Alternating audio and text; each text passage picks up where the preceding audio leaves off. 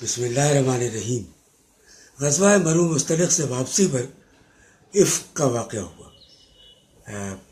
اسلامی لشکر نے جہاں پڑاؤ ڈالا تھا، حضرت عائشہ صدیقہ رضی اللہ تعالی عنہ ام المومنین قضاء حاجت کے لیے لشکر کے پڑاؤ سے دور ویرانے میں گئیں، جو زمانے کا رواج تھا۔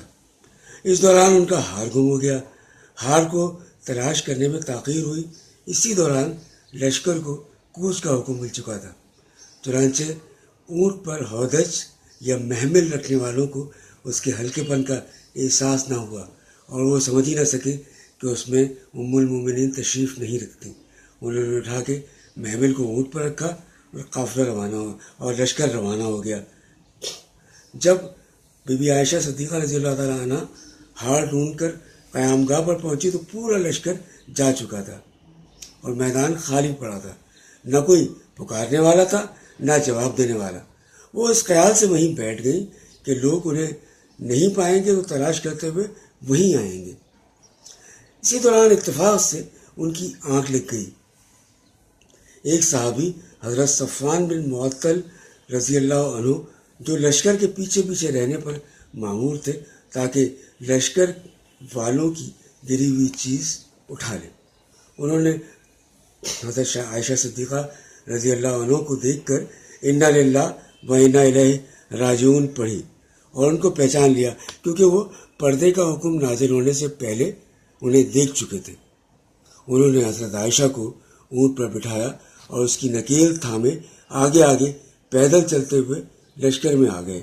بس اتنی سی بات تھی، لیکن منافقوں کو اس کا موقع مل گیا اور عبداللہ بن ابی نے خاص طور پر حضرت عائشہ صدیقہ رضی اللہ عنہ کے متعلق بہتان تراشی شروع کر دی، اللہ مان الحفیظ، کیونکہ وہ جانتے تھے کہ اسلام کو اور رسول اکرم صلی اللہ علیہ وسلم کو وہ کبھی طاقت سے نقصان نہیں پہنچا سکتے۔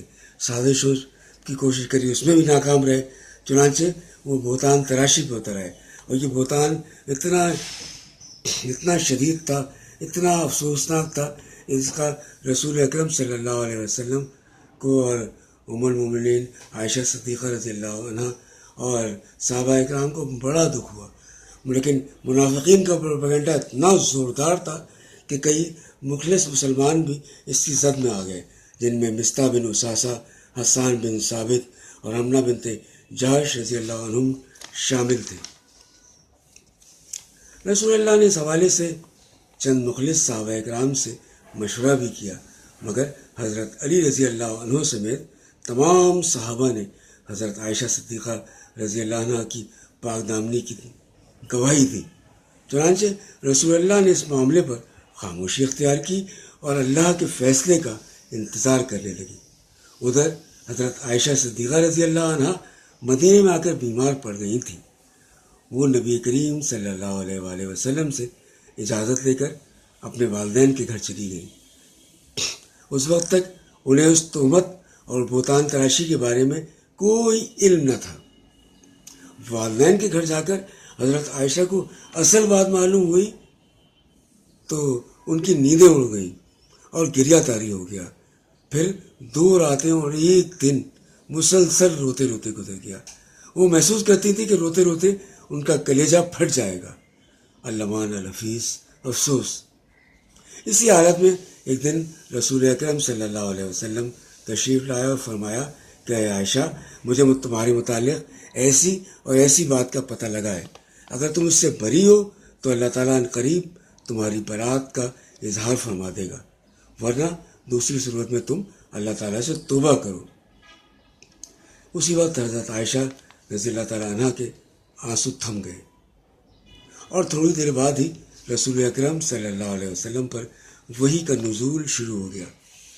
پھر جب آپ سے نزول وحی کی شدت اور کیفیت ختم ہوئی تو آپ مسکرا رہے تھے اور آپ نے پہلی بات جو فرمائی وہ یہ تھی کہ اے عائشہ، اللہ تعالیٰ نے تمہیں بری کر دیا ہے۔ اس موقع پر واقعہ افق سے متعلق جو آیات نازل ہوئیں وہ سورہ نور کی آیت نمبر 11 سے آیت نمبر 26 تھی۔ اس کے بعد تہمت تراشی کے جرم میں حمنہ بنت جہش، مصطح بن اساسہ اور حسان بن ثابت رضی اللہ عنہم کو 80 کوڑے مارے گئے۔